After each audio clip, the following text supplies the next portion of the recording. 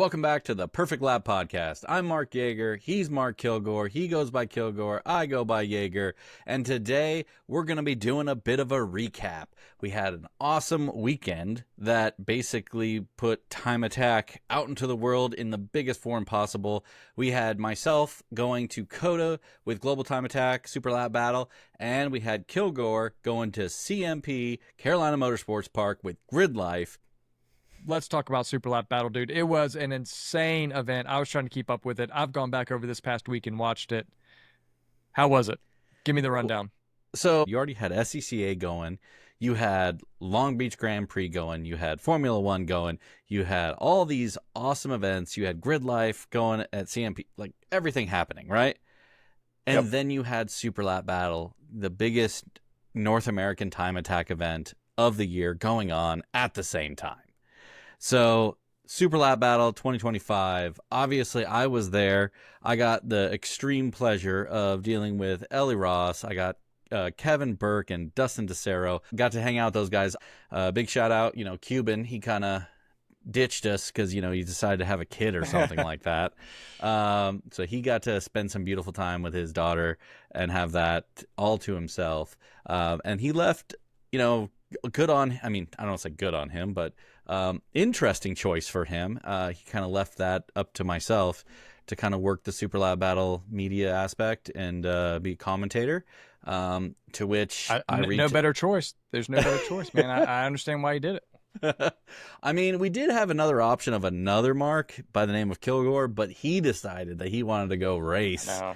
So, he time attacked away in CMP. It was worth it. So the trophy behind him speaks all the volumes. That's right. But, it was a good time. Again, I got to sit there, hang out with those guys, learn a lot about those guys.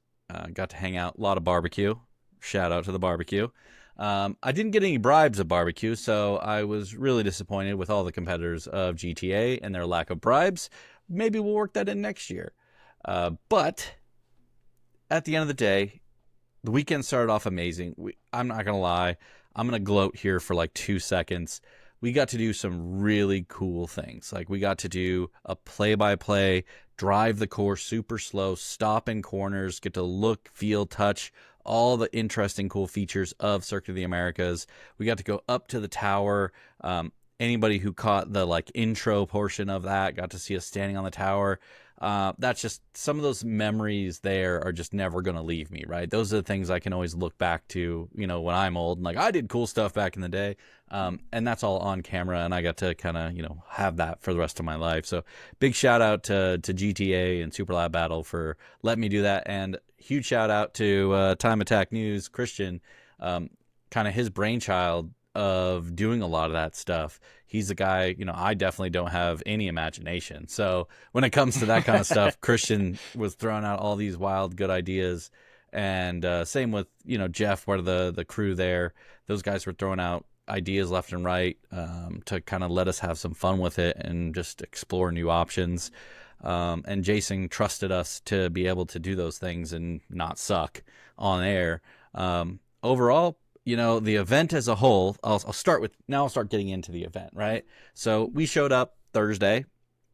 I got in pretty early, went over to the track. People are starting to load in, who's here, who's not here, because you know how it is. People will sign up, then they can't make it, then they sell their ticket. Like one of the few people, Kyle McHugh, I thought he definitely wasn't coming. He was posting his ticket for sale, all this other stuff. Then he showed up. Then he's there. He definitely seemed like he was kind of like, yeah, I'm here, not really ready. I'm going to go do this, but, no big deal. Spoiler alert, he won street class, so. Again. Nothing big. And here's a big shocker to me. And just, big what up to, big ups to him, right? So he won that event and essentially, took home the victory, but he did that in his car on 275s. So he ran a 215.5, and he ran a 215.5 on a 275 wide tire, where last year they were running 295 size tires. Yep. Which pretty huge in my opinion. I maybe we could look it up for last year, for his time last year. Um, Last year he ran a 217, winning time of a 217.1. okay, I thought he ran Yeah. 216, but okay. But either which way, Yep. Yep. I mean, either which way, he went faster. He went Yep. faster on this smaller tire. I know that he's working with Varus Engineering and trying to get the aero really locked in with those guys to provide the efficiencies and so on and so forth. And he did say he got his tune on lock now. So it's running a lot smoother and better and all those other things. Obviously, he's had more time in the car than last year. So that's probably a big part of it. Just his driving, just overall driving and feel of the car has been improved. But I was really impressed by that. I don't really think he had too many turmoils. Like I walked over by his car and he was always just kind of kicking it, hanging out, waiting for the next session. He, as well as you, ran the Vitor P1s.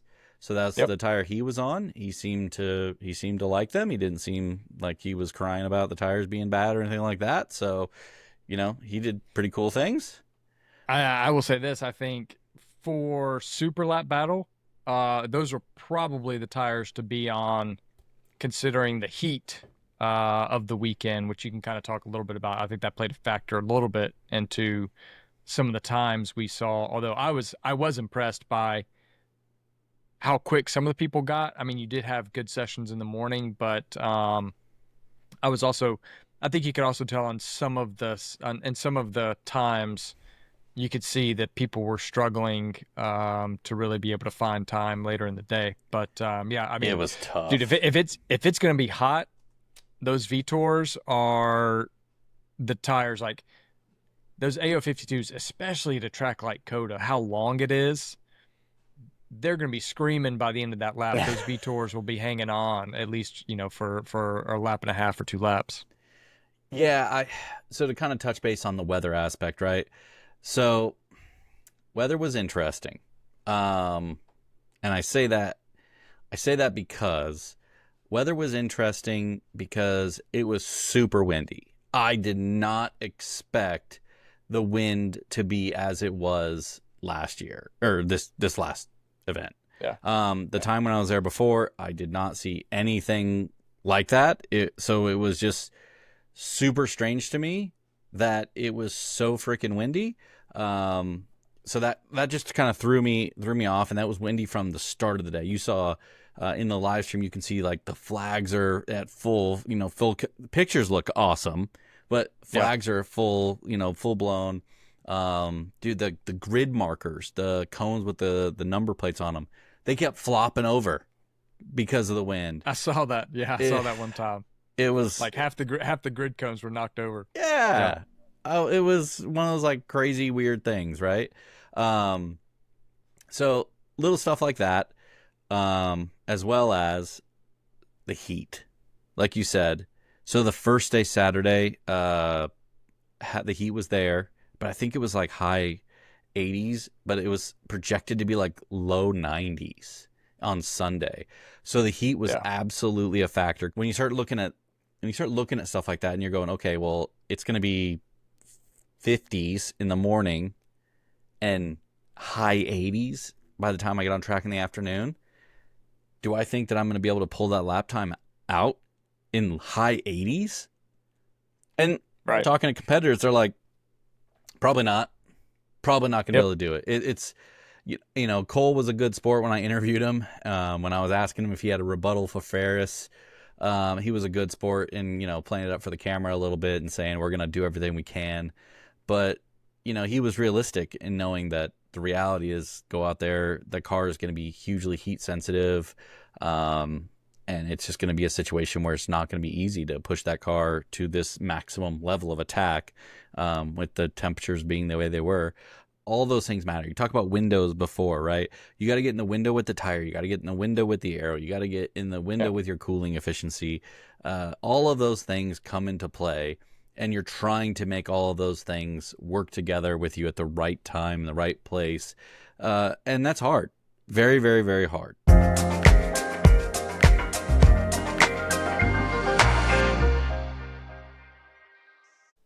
Here at the Perfect Lab Podcast, we're happy to introduce Whoosh Bespoke Wheels as a sponsor of the show. Whoosh Bespoke was born out of necessity. Their race team struggled to find wheels that offered the perfect fit, strength, durability, and that big old thing, a reasonable price. The people behind Whoosh Bespoke are racers and engineers seeking engineering excellence, and they offer precision forged wheels crafted by racers for racers, with a product lineup that includes a wide range of options from monoblock to modular wheels, including 2- and 3-piece wheel designs.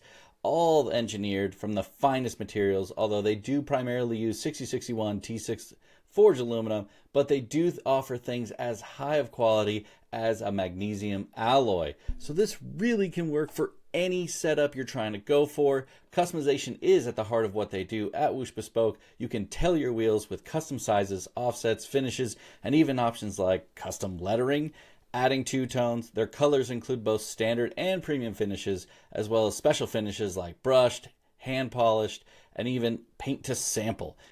Every set of wheels produced exceeds the JWL standards and meets the rigorous WCEC quality standards, and they are tested by real people with real cars racing all around the world. And guess what? Me and Kilgore, we're also going to be part of that team, so we're going to be putting these things to the test. We're putting them on our cars. Kilgore's going to be repping out and going through all the time attack season. I'm going to be beating them up at HPDE days and just having a good time with them. So I want you to go take a look at them and make sure you give them a follow on all their socials. It's whooshautomotive.com, Whoosh Automotive on all the socials. Go check them out.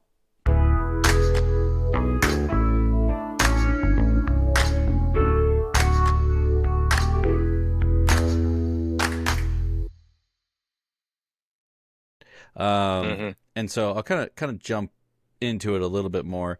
So sad thing happened with Jensen Little. Jensen Little, had a sub 2 last year. Awesome time, killed it. A lot of people were kind of really anticipating he had.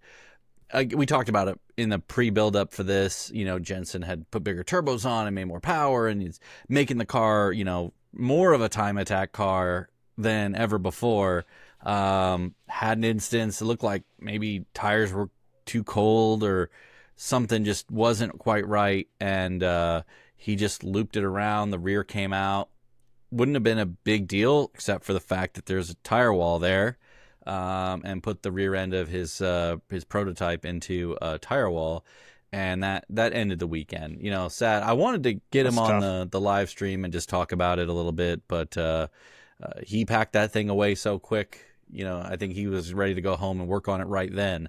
But he'll be back. I mean, he's gonna go build that thing bigger, better, and he'll be back having a good time with it. But that was kind of a big thing in the morning sessions, because he went out in that early morning session when the air was really cool and nice, and that did happen on that first day.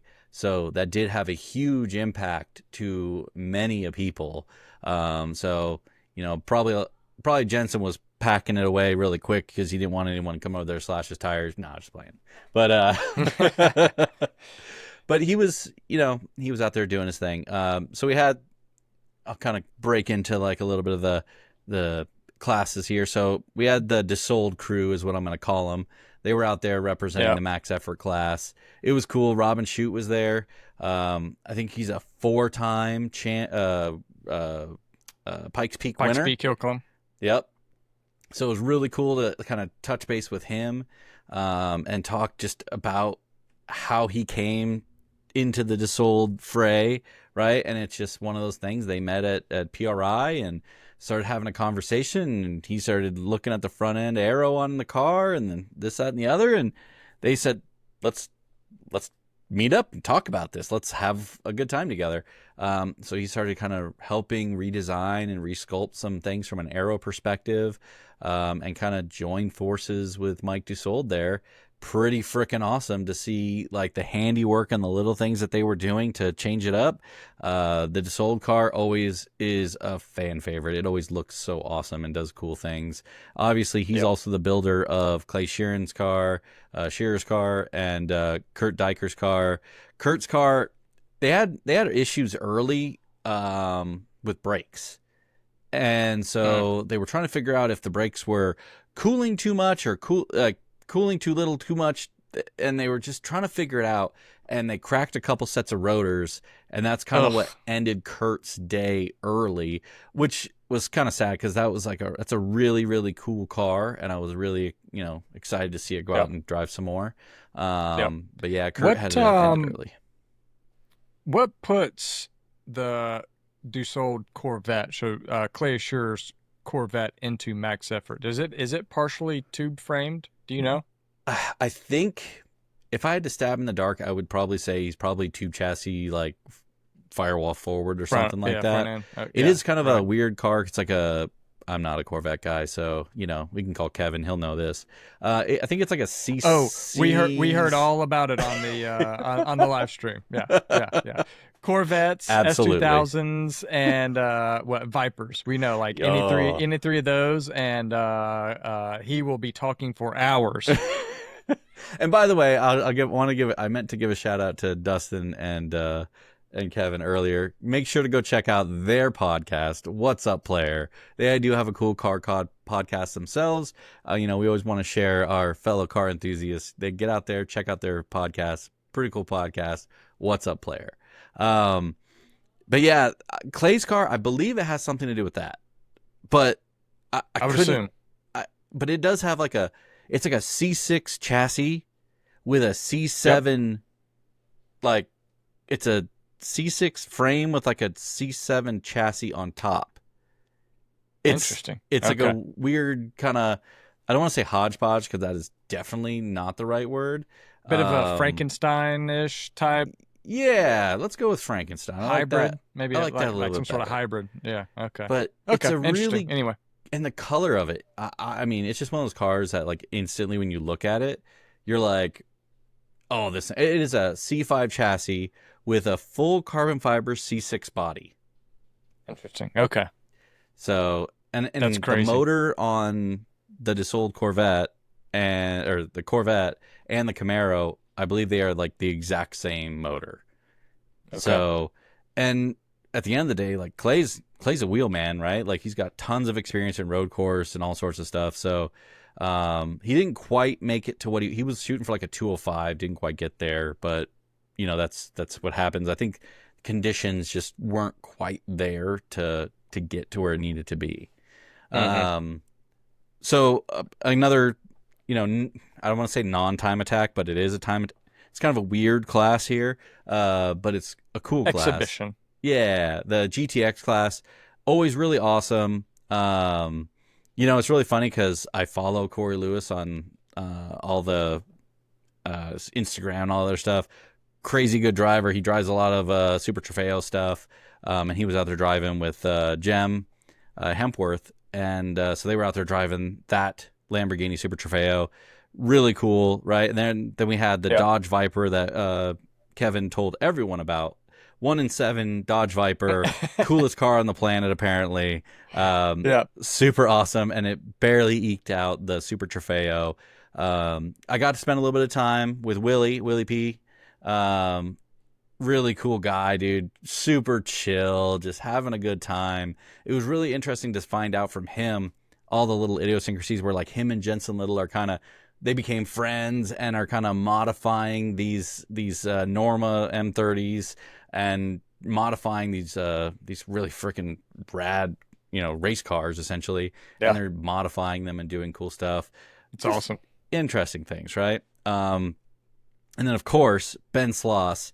So we saw this at Laguna Seca. He brought this thing out to Super Lap Battle. Super cool car. Super chill guy too. Matter of fact, like I sat down, talked to him a little Super bit. nice. Super Super nice. nice. Not. And this is gonna sound probably bad, but not what you'd really expect from a guy who can easily, I don't say easily, but can afford this kind of car and has a Yeah. car like that, right? But super awesome. He broke the 2-minute barrier, just barely, but did, which is freaking just insane. Um, and then on the flip side of that, you got Ollie Webb and Corey Lewis also driving the Rafa Racing McLaren 720, and that car is just wicked on all other levels. And I Ollie like the Ollie livery they Webb, had on it this year. yeah, it's a little bit nicer, a little bit better. Yeah. Ollie Webb is an incredible driver, and obviously you had Corey Lewis as well in that seat, just taking turns, having fun in that car, kind of just showing you what, an uncorked, just unfettered race car and what it could do Yeah. at the hands Yeah. of just brilliant driver. So now we'll get into Well, our. and Go ahead. well, I was gonna say, this is something that you and I talked about on the build up podcast that we did to this, and this is a reason that both of us enjoy seeing these cars, which is seeing some of these times, right? LMP3s right around the 2 minute mark. Yep. Dodge Viper GT3Rs, factory built race cars, Lamborghini Super Trofeos at 206s. And then you are able to compare those times to, I'm going to call them like home built, home brewed time attack cars, right? Even though they're not quite that, but still compared to what these FIA GT3 rated cars are, they are, home built. That are and it's built just great. by It's crazy engineers and crazy money. It's like thousands upon cool. thousands of hours. They will run simulations, simulations upon simulations upon simulations in terms of different bolts, different fasteners, different locations, different stress points, right? I mean, that's what they're doing when they're talking about these Lamborghini Super Trofeos, right? Or these GT3 cars. And in comparison, we're going down, to Home Depot Racing to buy our hardware, right? Hey, but it's just McMaster car is legit.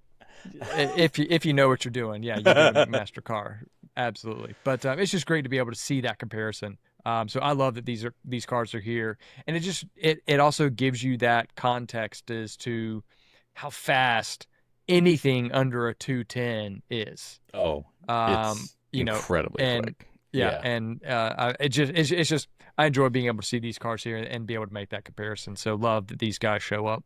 And by the way, Mike Dussault drove that car down the back straightaway where the door flew off, the skin of the door ripped off. Oh, I remember seeing that. Flew out, right? At the same time, they had basically, I think they said the oil drain for the turbo got loose or something, and so it started a fire. So they had to pull in, put out a fire. Then they had to go find their door. Then they had they glued it and riveted it back on before they could go back out and go set a good lap time. So pretty cool to see like the crazy things that go on. Yeah, that's awesome. So we'll jump into enthusiast class. So Stephen Ellis, kind of an interesting story there, right? He's from Southern California. He drove so this man, this crazy individual, took his GR86, drove it from Southern California to Texas with no spare set of tires, no spare set of wheels, drove it at this event, and then drove it home. That's wild. That is wild. Insane. I love it. I love it. I do too. Awesome. I absolutely love it. Steven's such a good guy, always a smile on his face, just a personable, awesome guy to talk to. So shout out to him for making such a journey, and just he put this amazing, perfect livery on this car too, Gundam style livery. Car looks great, looks the part, acts the part. Awesome driver. It looked good on the TV. Dude, so good. So I was really excited, proud of that guy for coming out there. Although he was trying to get on a set of Vitors, the set of Vitors that I've ran, the Enzos, but couldn't find them. They were out of stock. So sadly, he had to deal with some other tire, and maybe that would have been the difference. He lost second place by a little over a second. He did lose to a Mustang though. So Vital Lucero in his Ford Mustang Bullet, he came out there. And it was funny. Me and him were talking in the pits. I was just trying to get an idea of, what's he planning on doing to the Mustang. Me and him were both complaining how we hate Mustang seats. They're absolutely terrible. And so I was trying to give him the lowdown of like easy ways to kind of modify and do. And I was laughing because I was telling him, I was like, yeah, man, just tune into my YouTube channel. I got all sorts of good stuff about how to modify these things so that you don't have airbag lights and all this other crazy crap that goes on. So he's like, yeah, sure, I'll check that out. And I was telling him, get a 5-point in there because this current seats, you can't do anything. You just slide around like an idiot. So he was struggling. He was really, really struggling with that.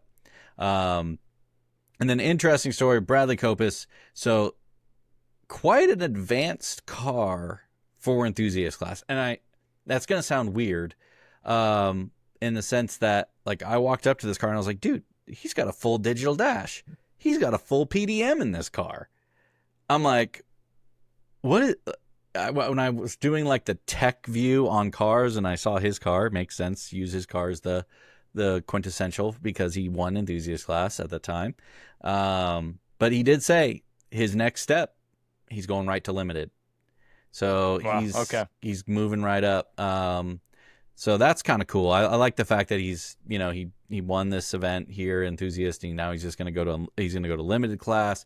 He's got plans, he's got him in action. He's just, doing the next step type stuff. So kind of cool. He's just working it through. I think he said, I want to say he did something wiring wise and so on and so forth. But yeah, I just thought that was really cool to check out his car. He ended up ending his day early though. His dump pipe hit the ground and broke, which slammed it into his radiator and broke the radiator. And then it spat out the back, right? So luckily for him, I think he shut it down in time where it didn't hurt anything. But just one of those things, lost all of his coolant. Obviously lost his dump tube. I think because the car was still running, it melted some other stuff. But overall, not a big deal. He'll be back. He'll be doing his thing here soon enough. So now, let's jump into street class. Street class, huge level of competition. You're talking about 19 cars, so obviously I'm not going to talk about every single one of these, but it's awesome to see these guys out there.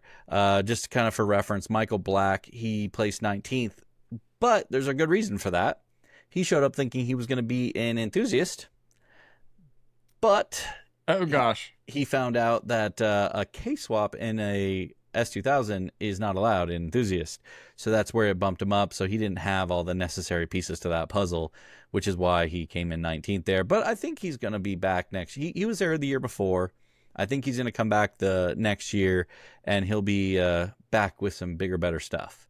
Giving a shout out to Nicholas Bright in that beautiful liveried BMW M3. That thing looked awesome. You could easily spot it on the stream. Made it very easy to spot, watch, and care about. Beautiful job on that car. Love seeing that. Emerson Carter, I got to spend a little bit of time with him under his TSX. Oh boy. He ended up in a situation where they found they had some issues. And I happened to walk by as he was crawling under the car, so I slid under the car with him, and we started looking at some stuff, and we found an axle boot that was also loose, or not loose, it was spewing, as you well know how that happens. Been there, done that. Yep. So his axle boot was spewing like crazy, so luckily for him, he had one spare axle, and it happened to be the driver's side, which was the one that was spewing. There you go. Nice. So he got a little bit lucky. I will say, it was cool seeing that TSX out there. Whenever I see those cars out there, and maybe it was just because of the way Emerson's was sort of set up, but like it just takes me back. It always reminds me of the Acura real-time cars that were back in like the day with the I don't even know if it was World Challenge back then, but like Speed Vision, Speed TV, early Good 2000s. old Speed TV day, man. Yeah. I see those out on track and they just kind of look cool. And I'm always like, that's just sort of what it reminds me of. And that thing was supercharged, if I remember correctly. Oh, I think Emerson's is, don't quote me, but I think it is. That's a good question. Well, I'm going to have to look at my notes here. It is a turbocharged. I was under the car. I should have known that. Yeah. Forced induction. That's all that matters. Forced induction Power. for sure. And then we had a couple Subarus. We had a couple Subarus. Austin Yeah. Sierra redeemed himself highly from last year. He had his car had a lot of problems last year coming into this event. He drove the wheels off that car this year, had a good time, him and his crew. Uh, I'm just going to say this. His crew offered me some brisket, and maybe I was just starving to death.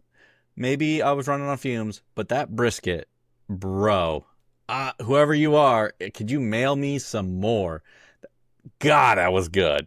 Um, and then Cook, Daniel Saban was and it cooked? his Did they cook it? Did they cook it at the track, or did they pick it up from somewhere? Or was it no, just? he cooked it. He Done? cooked it. He said he Oh, cooked dude. it and he Oh man, brought it over. So it that's awesome. was killer. Daniel Saban in that BRZ. So he did blow that motor from what he said at the track. So sad there for that was a black BRZ. Ended up blowing that motor on the second day, I want to say. So that took him I out think of that's right. contention there and ended his day pretty early. Um, then, I'll give a shout out to Lelouch. So Lelouch, man, he was killing it. He was having a good time. He was moving up the chain. Pushed it a little bit too hard. I want to say it was after like 9 or something like that. Um, and spun the car and hit the wall. So he took out the front end of that Supra, but did an interview It's with him. tough. He was not down. He was excited because he looked at that as opportunity. So his opportunity now is to fix it, rebuild it, redo, and make it better. And I think, if I am correct, I saw on his social media today he has a new diffuser and a new splitter carbon on the way. So I think he already Wow. had an upgrade plan in motion. And it just so happened to work out where maybe he'll get to do some other cooler stuff now too. Yeah. Luckily for him, it looked like it was pretty superficial. Like the bumper, obviously the skin got damaged. The structure looked like someone like hit it with a hammer, but that's about it. Cracked, I think, one or maybe both of his headlights. But even the hood looked good. Like it didn't tweak anything or do anything bad. So I think he really got off of that one pretty easy. Um, Good. and then yeah. What'd you think when you saw Joel Renteria's car, Joel's car? When you saw the big smoke plume coming out of his car, what was your first initial thought? Oh man, not good. I mean, he'd been doing well. That car looks really good. I really It like the does. livery on that car, man. It looks the part. But yeah, oh man, I thought you just feel bad, Yeah. you know. He was knocking on But the door of the street front wheel yeah, drive record too. I mean, he was yeah, getting close. And it was they actually had the in-car camera in his car. But got lucky, and I mean, I say this in a weird way. All that smoke, all that looking extravagant, crazy, and just the turbo let go. yeah, So at the end of the day, turbo let go. He was able to drive it into the pits. It looked crazy, but nothing big. Literally, it's going to be like a swap a turbo in, and then he's off to the races yeah. again. Maybe he's got to figure out why it did it. Maybe Sure. the drain isn't good enough, or oil isn't getting in there well enough. But he'll figure that out. I mean, Yeah, that was a good redemption story from last year. Joel, you were there on that practice yeah, day.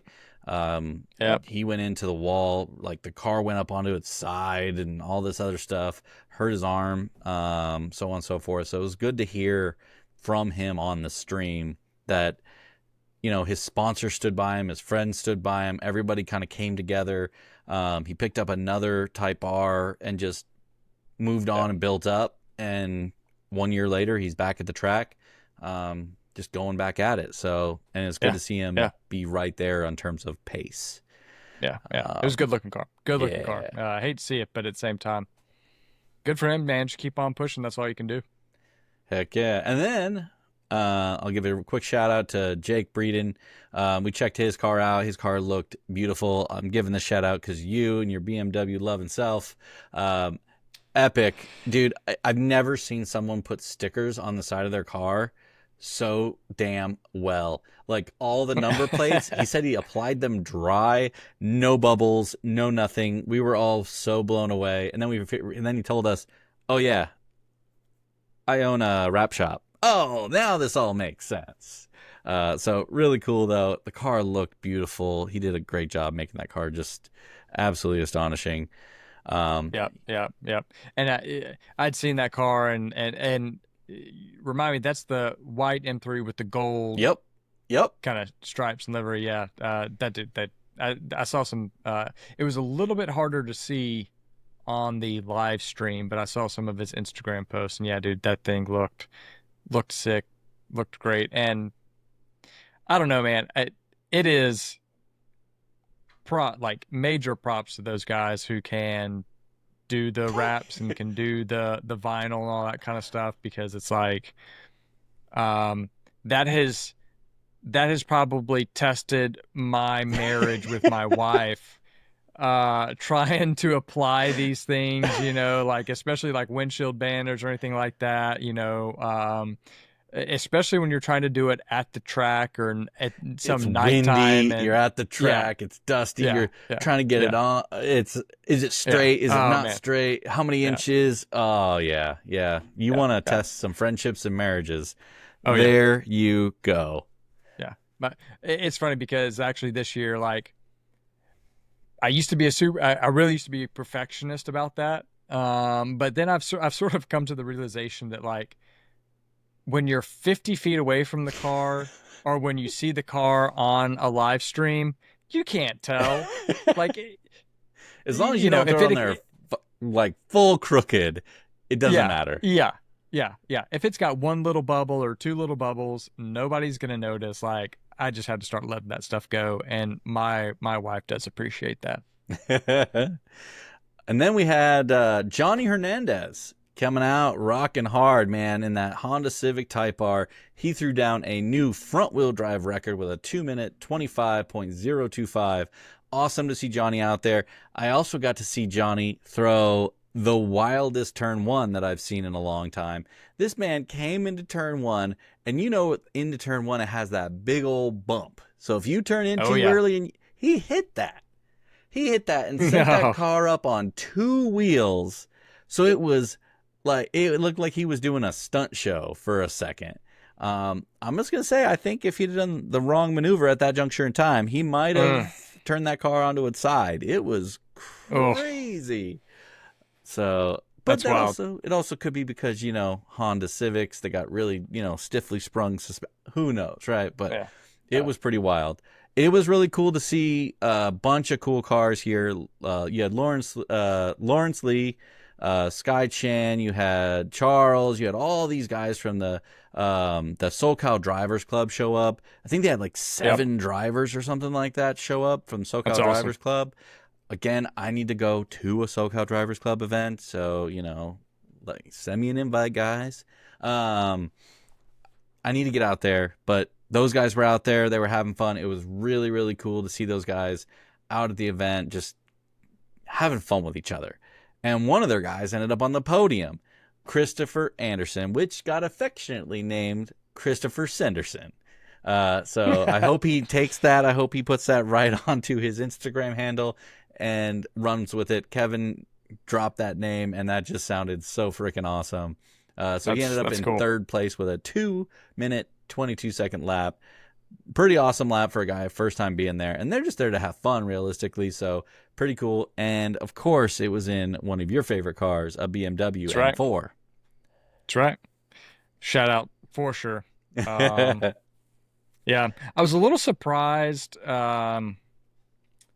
looking at these results for Street, which this is just sort of the way it goes. It ebbs and flows, but seeing a podium at a 222, I was a little surprised by that. I thought that you probably needed to be under a 220 to get that podium, but I think that this also, again, I think that's a little bit to do with the weather, a little bit to do with newer drivers in Street And not new having rules. as much, and new rules. Yeah, that's Two true. set, That's true as well. 275 tires. 275s. Yeah, you're right. You're right. Because that would have been sixth So place last year. A 222 would have been sixth place. Yep. Yep. So, Now, the top two times, they would have very held their good. own. They would have held their own. Oh yeah. Yeah. Very But good. you're right. You're absolutely right, though. With Street Class, it did slow. I mean, from a realistic standpoint, from last year, it slowed guys down. It Yep. absolutely slowed guys down. Yep. You're right. You're right. So I need to reach out to one of those guys at the on the SoCal Drivers Club. Maybe I know that they've got those BMW M4s. Need to see if maybe I can rent one for That one finals. is rentable. That is It is. one. I heard that. I can't Yeah. remember which one it is, but I do have Lawrence's phone number now, so we could make things happen. We'll have to talk about that. All right. So, and then we got Isaac Torres Jr. He came in second place with a 2-minute, 18-second lap. Isaac really stepped up his game from last year. He ran a 2:28 last year. To put this into reference, guys, he did a 10-second lap improvement from last year. 10 seconds. That's big. That's big. That is huge. That is huge. incredible. I know he's been doing a lot of development. He moved away from some of the things that he was doing in the years past, and now he's kind of moving forward. I did see Joel over there cranking on that car, making sure it was good. So you got Joel as a teammate in that situation, helping him to make sure everything was good. He also had huge support from his family. His dad is one of his biggest supporters, always out there at the track with him, making sure that his car is set up and ready to go, playing music, keeping the just environment light so he can just go out there and wheel the hell out of that thing. And he did great. He absolutely did. Kyle McHugh is just a beast, though, and he took this thing home with a 2-minute, 15-second lap. And, man, that car was flying. And I will say this. I was curious. I was curious if he was going to be able to push it deeper and get into that closer to that record category. But Yep. It's tough. It is extremely difficult to do that. I think I give him one more year. I give him one more year before he's able to get down into there with the development that he has going on in the car. It's going to be tough. It is, man. That is such a tall task. And dude, it was funny. I mean, the rear wing on his car now is massive. Like it is so long. And I think it was on the second day. You actually had they were in the grid. You actually had Jackie's M2 and his car next to each other, gridded. And it was sort of from it was sort of from a shot from behind. And seeing Kyle's wing compared to Jackie's wing, like it made Jackie's wing look small. It was wild. But yeah, dude, the aero on Kyle's car has gotten very serious. The diffuser is beautiful. Yeah, the diffusers. Oh man, like, but all that to be said, he's still got to find another 2 seconds. He needs to get to the 213s, I think. It's I can't quite remember a exactly bit. what the. Let me look here for our records. There it is. I swear I can find it. So street class record is a 213.8. Yeah. I mean that's Needs more. Yeah.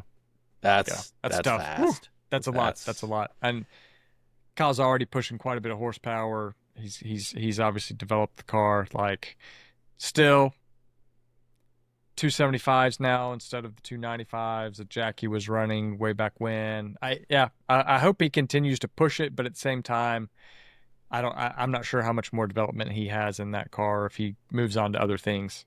Yeah, I'll be interested to see We'll if see. he continues the path. So then we go into limited class. So limited class, we had some cool guys show up from Time Attack Mexico. That was pretty cool, and another BMW M4. I did try to talk to them until I realized that they didn't speak any English. Oh no! A little bit of a language barrier, but it was awesome to see those guys show up. They had I actually tried to talk to Ricardo here in his Ford GT500 from Time Attack Mexico. But sadly, guys, I'm not bilingual in any stretch of this imagination on the planet.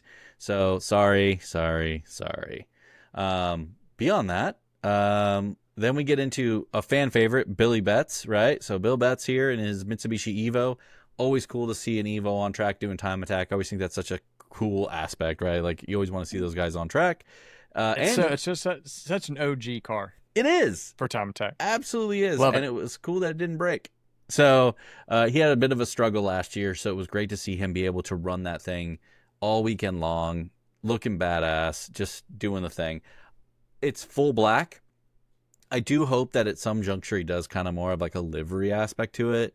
It's very Darth Vader Yep. right now, which is cool. But, I want to see him do a little bit more. Um, we had Anthony Scafuto. Oh, wait. Scott. Yep, Yep. it's You had that Scafuto. right. Yeah, I got that right. Yeah, first try. First try. He did an awesome interview. If you want to go see kind of a really great driver interview in terms of like making sure to call out all your sponsors and do it right. He did a great interview with Ellie where he shouted out all of his sponsors, did all the things. He did a little bit of driver excusing. Maybe we can cut that away. Just keep it to the positives. But everything else great out there in his good-looking Chevy Camaro. Poor Ravi, he went out there and all of a sudden things in the coolant system just weren't working right, and it was giving him hassles. And Chris Davidson didn't get to quite drive it as much as they wanted to, and ended up having an issue. And he also blew up a splitter on the first day. It just blew up down like the back straight or something like that. So they had to do their Home Depot trip really early on, get that fixed up. They went back out there, but it did struggle and ended up calling it a day, so they didn't beat it up too much. Will Wantana Curry and Chris Bullis, they had some issues too with their Porsche 911 GT3, and they ended up going to a backup car. So I'm not that car. From a realistic perspective, like the other car was well more prepped. The car they went to was just like a street car. I think that's Will's like street car. So I wouldn't exactly say it's like a representative time from those guys and what they could have done. Same kind of thing happened to Sean Farah. He was actually supposed to show up in a Miata. Things just, when I talked to him, basically everything that could go wrong went wrong. Like motor problems, brake problems, shock problems. Like he said he ordered he had to order new springs, and they showed up in the box, and one spring was different than the one next to it. Like, couldn't get things any worse if he tried. So, poor Sean Farah, he ended up doing the same thing. He had to get his backup Porsche GT3. I know, guys, feel bad for him. He had to go get his backup Porsche GT3. But really, he wanted to bring the Miata. He wanted to be, time attacking. So, sad for him. Cool car out on track really early on. We talked to Alex early on, was his BMW M3 E92, which he self-proclaimed as the lightest BMW E92 street car / time attack car out there. And when you looked at it, you might agree. It was pretty light. I couldn't remember. I couldn't tell you what he told me in terms of the weight, but you know how these BMWs are. Oh yeah. I've followed him on Instagram, followed his account, and saw the links that he was going to reduce weight, cut stuff out, harness, all that sort of stuff. But I will also say this: he did it right. I mean, the inside of that thing just looks clean. He went back and sort of painted it. He sort of did the same thing that I always think of. Bailey Woods, shout out to Bailey. He has such a clean interior as well. Hate that he wasn't able to show up, but we know he's building something that's pretty awesome. Building something special. Yeah. But no, that E92 it looked great, sounded great out there, and also I will give a shout out to Alex. I was watching him on the live stream, and if you saw that car going around COTA, you would not have thought that it was that first guy's trip to the track. He had the lines down. He was doing just a fantastic job, and to get under a 220, to run a 218, like that is an incredible time. So congrats to him. But he did. The car looked fantastic. As he was driving it, like I was impressed. I was just super. He was impressed wheeling that car. Yeah, you could tell. Like watching that car versus watching some of the other cars, and even myself knowing, last year trying to figure out the lines and knowing where to put the car, like he was on it straight away. So congrats to him. No wonder that he's having a lot of success in that car because man, he's putting in the work. So great job, Alex. And then we had an interesting combination of Jackie Ding and Jackie Jing. I swear to God, they were just trying to screw with us. Interesting story, though. I thought that maybe this was like Typo? No, that Jackie Ding was running a second car and he had made up like some sort of fake name or something. Interesting story, though. I'm just going to say it out loud. I never met Jackie Jing, so this still could be a kerfuffle where Jackie Ding is just making this stuff up. Although Okay. I don't think so. So I'll just, And then, so we actually had the winner from last year, Herrick. He also was technically co-driving this car. So they were out there having a good time in their Porsche GT3 RS, and they ran a 215. Then we get into fourth place. Jackie Ding himself, narrowly missing that podium. He did run an amazing 2-minute, 14-second lap, .2, just missing third place. Third place was a 2-minute, 14.1. So as you get into that first through fourth, times were getting pretty tight and they were getting fast. Yep. Interesting story there. So talking to Jackie, anybody who's been following Jackie, when you start looking at like limited class builds, Jackie still isn't there. And I don't want to say it's because of the model he is utilizing within PhD Racing. He wants to be able to build products that people then can use on their cars at the track, right?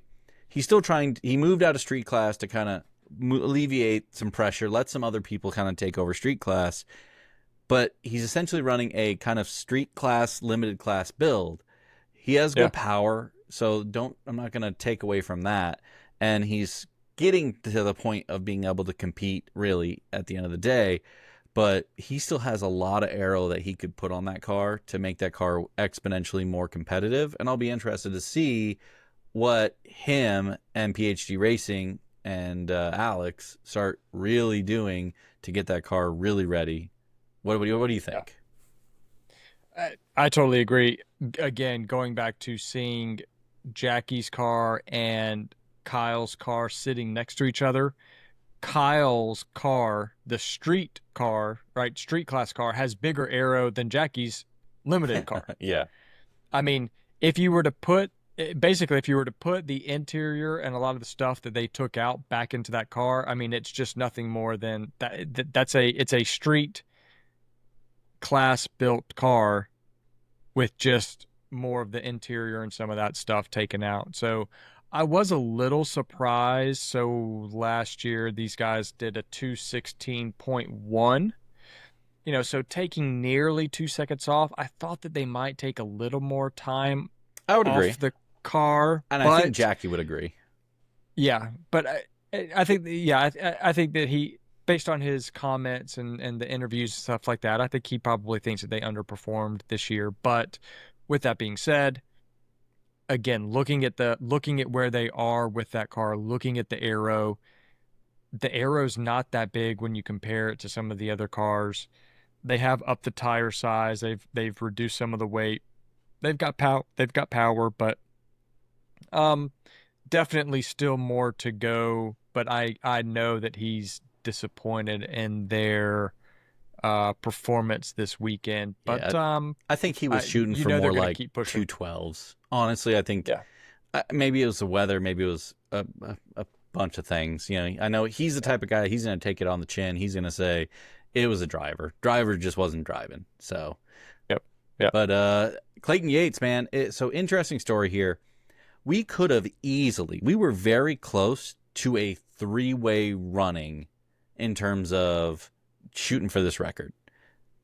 Really? Clayton had a lot of issues going into this weekend, and it just caused a lot of havoc on him. I think if he would have had that car in a better position, and this, I mean, you could say this with a lot of people for a lot of things, but I truly believe Clayton Yates, and we've underestimated him. We've underestimated him in the past. We are never doing that Never again. doing it again. Exactly. And at this juncture in time, I'm going to be, on the record saying he's going to be back and he's going to be fighting for this record, and he's going to be doing Really? things at Super Lap Battle, or at not Super Lap Battle, at finals this year as well, where you better be watching him because he's going to be going really freaking fast.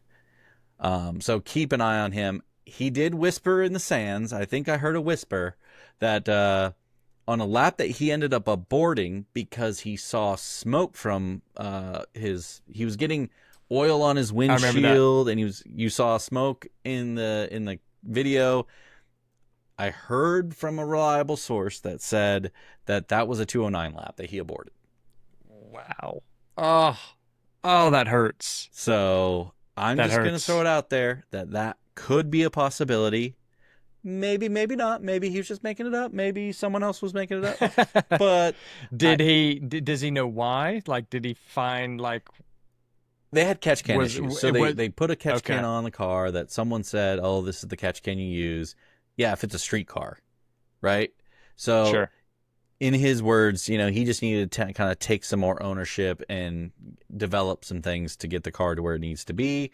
And it'll be where it needs to be in contention. So I definitely think Clayton is going to have what it takes. He's going to be putting that car down and doing some great things here really soon.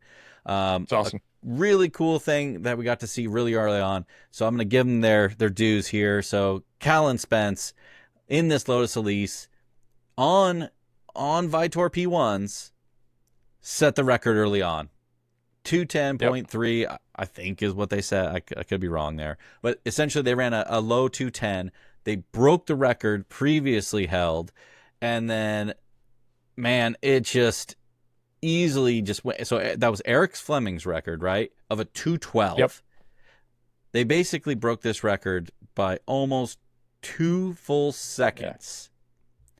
2 full seconds. They won. They went a 211. Correct. It was about a second. And dude, this limited class was like, this battle was awesome. It was super awesome. It was fantastic to watch. Yeah. Callan, they did it to a 211 in the morning. Alan, Patton, and the Corvette trying to get the car together, new build.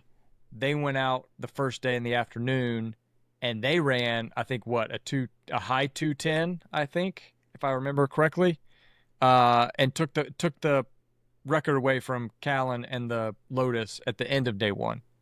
I honestly, I was so engrossed in everything else, I couldn't tell you. Yeah. Yeah, well, but I think that's how it happened. But I like how this battle is playing out. So Callan took it, then Alan took it, and then Callan came back and took it back, and then the very next session, Alan came out and just laid down a whopper of a lap at a 209.454, taking the overall limited class record by almost 3 seconds. That's a huge gain. So I'm gonna go back to Callan real quick, right? So this car, super awesome car. One thing we learned from their crew chief there, from Kevin, they were limiting the car early on to 160 in the back straight. Then they opened it up to 170 in the back straight. They had the availability to open it up to 180, but they never did it. So there's easily time there, but it's like many things, risk versus reward. They had to make the decision, and they decided not to do it. So interesting. And by the time that they probably did decide, you're talking about late in the day on Sunday when it's already too hot, the likelihood of him being able. The car was awesome. Callan did an amazing job. He ended up winning the Stilo helmet from cool. Yeah, from Pat Wilson's Graphics. So that was pretty cool. So now he's going to come back with a new helmet. Is that like awesome. What was that, a fan favorite or something like that? Where people kind of voted. Yeah. So really cool that he got that. And to get on to Alan Patton, right? This car, every time that car went down the front straightaway, everybody stared at that car. That thing sounded like a freaking rocket ship coming down the front straightaway. It was really cool watching them kind of diagnose, like you said, early build. I said it wrong a few times. I said 62 days. They built this car in 72 days. Got this car built, got it out there. They had brake master problems. They had to swap the brake master with the clutch master.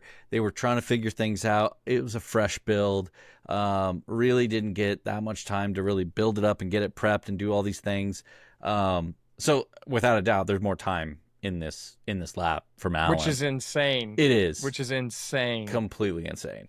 Car looked amazing, was amazing. Driver was cool. He did an amazing job. I can't wait. I really need them to come out to finals, though. Like, I really need these type of cars to hit Buttonwillow, because that track has such a level of history in time attack that, and I'm not trying to take away from anything of COTA, but we've only done COTA for a few years. Like, I forget already, 5, 6, 7 years, whereas there's 20 years of Buttonwillow.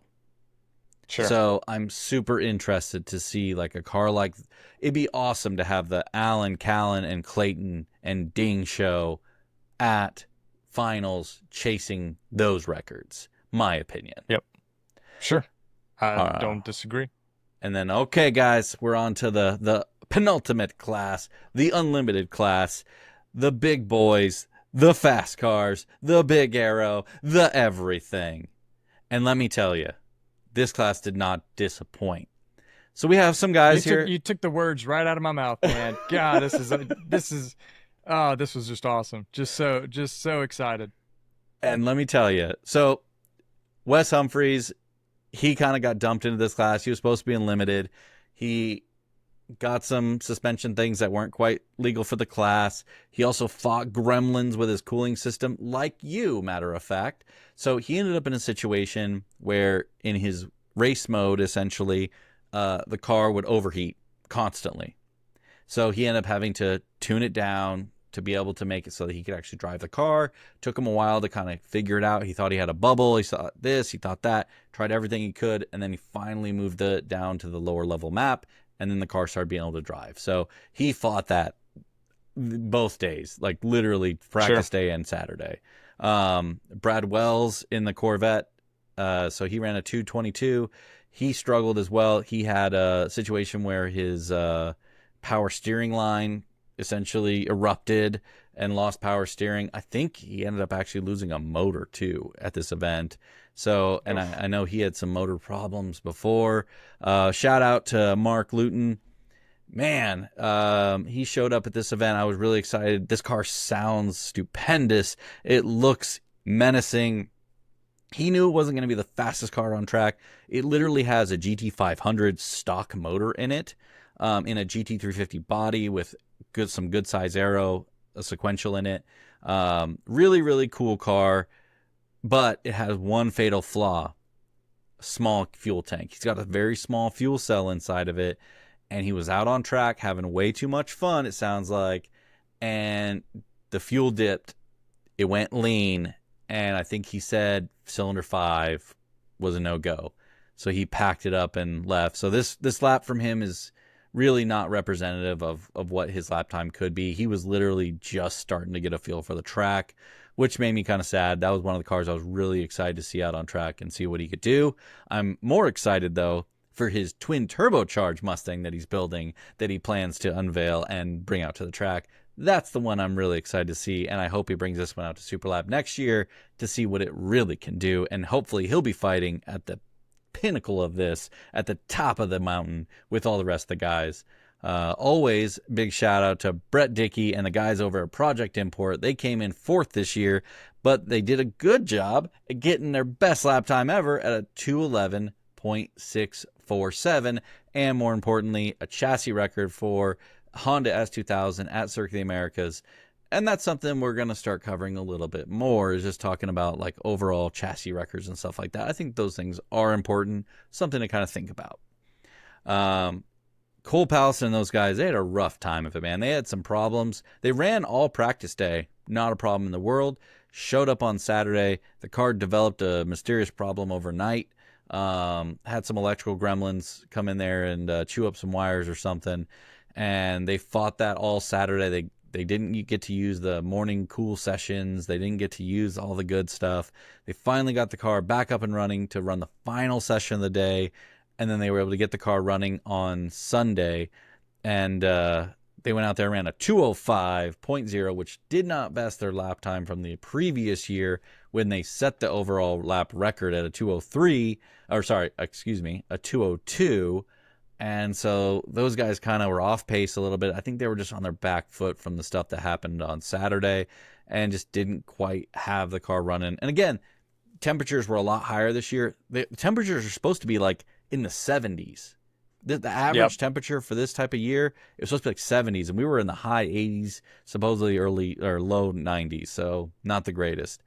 Eric Fleming, so he hadn't really driven this car since he drove the car at Superlap last year. Went to Road Atlanta, motor problems early on. Hasn't even driven this car since then. So basically 1 year later, he hops back in the driver's seat. Car hasn't changed a bit. So realistically, talking to Eric, he was like, dude, I'm just hoping to get out here and get some laps. He's trying to practice up. He's excited for the same event you're going to go to. So you get to go hang out with Eric there. He's going to go to Road Atlanta, and he's going to see what he can do in Road Atlanta. But he ran a 2:05 here, good enough for second place on the podium. A rocket of a ship of a car, all motor car, in a sea of turbos and superchargers. He comes in second place with all motor and a beast of a Corvette that he has there. Again, a beautiful sounding car that when it goes down that front straightaway, you're just eager to listen and just take heed. And now, for the absolute fastest lap we have ever seen in Time Attack around COTA, we have Faris Khartoumi. Not a big surprise that Faris would be able to do it, but we are surprised that he wasn't able to break the sub-2 barrier, but I'm not mad about it. He did 2-minute .668. And let me tell you, talking to Faris, he thinks that sub-2 is right on the cusp. He's there. He's ready. It's just going to be a matter of, can he do it? It was one of those things. He was out on track like anything else. Keep in mind, Faris, it's him. He's showing up by himself, no crew, just him. I still think he's crazy. And he sits there and he runs the hell out of this car. He lost his wing on Saturday, guys. The wing flies off the car. It literally ripped the bolts through the metal of the mount. It's not like the carbon failed. Like we did see on Amir's car a couple years ago where the actual carbon buckled. None of that happened. It literally pulled the bolts through. So kind of in a weird way, the wing didn't look all that damaged, but obviously when you're talking about going over 180 miles an hour, you can't have a wing failure. You have a wing failure, you could go into a wall. This is going to be traumatic. So he opted to do the drive to Dallas. I think it was like a 2.5 hour drive. So he did a 5-hour round trip drive back to Dallas, back to the track, went and pulled the wing off of his other car. Yeah, that's right, guys. He's got 2 Time Attack Corvette Beasts. Pulled that off of that, drove back, hooked that wing up, came back, and drove the hell out of this thing for a 2-minute lap. I think he could have done the sub 2 minute, but his hood, you'll see it in the live stream if you watch it, his hood, the arrow latch, not the arrow latch failed, but what the arrow latch hooks to. I think he must have had like riv nuts or welded or something, and that broke. And when that broke, you could see his hood flapping. So, I mean, within the aero drag factor and just not wanting to have that hood slap back in his face, obviously he aborted the lap and then just pulled in. And I think that could have been, he was saying the data's there. The data is definitely there saying a sub 2-minute lap is there. So we're just going to have to wait for next year, guys. He's going to come back out. He's going to do it. He's going to be the man. But guess what? You're going to have Eric Fleming, Cole Powelson, Brett Dickey, Mark Luton. You're going to have all these guys, and they're going to be nipping at his heels. They're going to be trying to be the first in Time Attack history to break that sub 2-minute lap. Woo! Let me tell you. That was a busy event.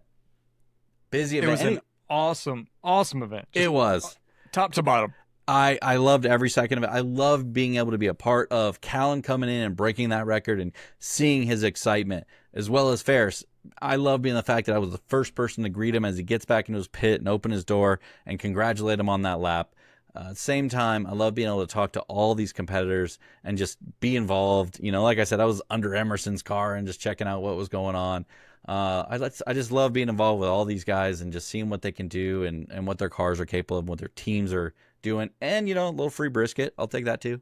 There you go. Absolutely. Whatever it takes, man. We'll get you. We'll have all the brisket for you to get you out there. It was freaking awesome. I can't understate it. I can't undersell it. This event is by far one of the gnarliest events that I've ever seen or gone to. You got the drivers signing autographs for people.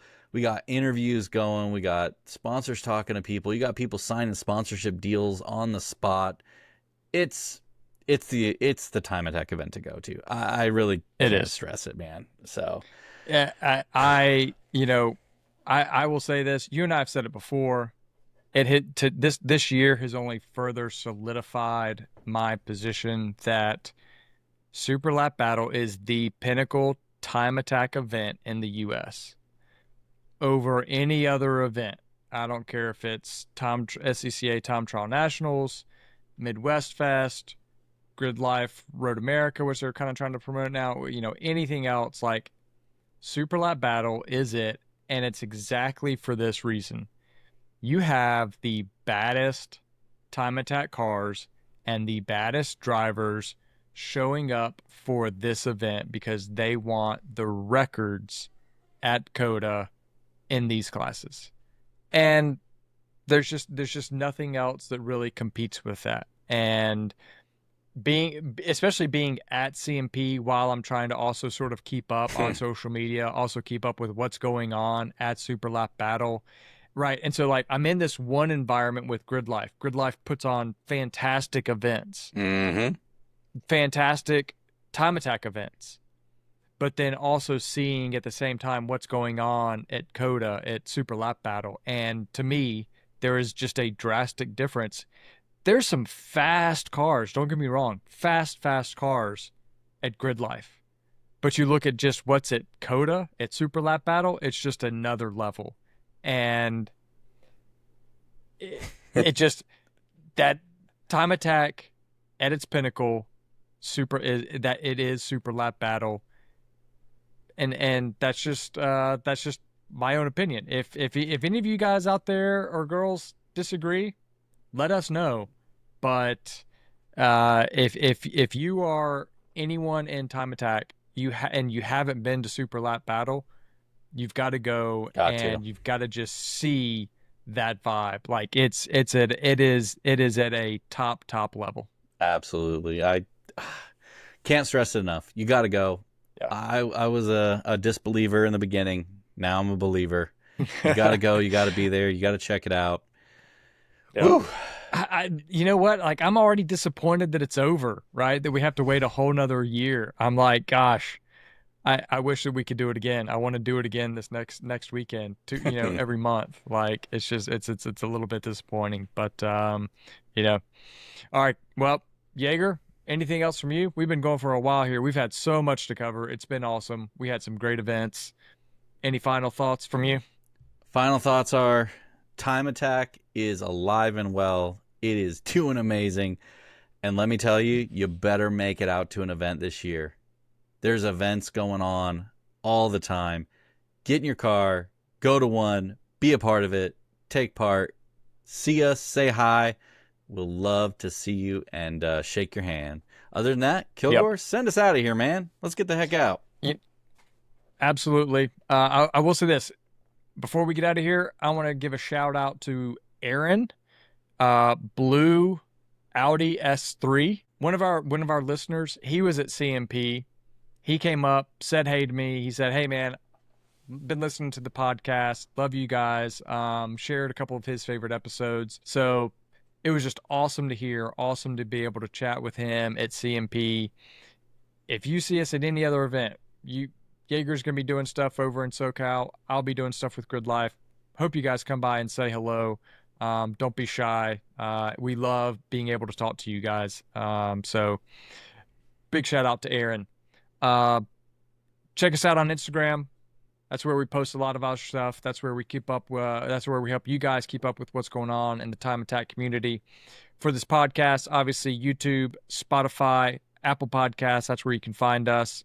And we also have our email, maximumattack@perfectlappodcast. You can email us with any questions if you have any ideas for shows.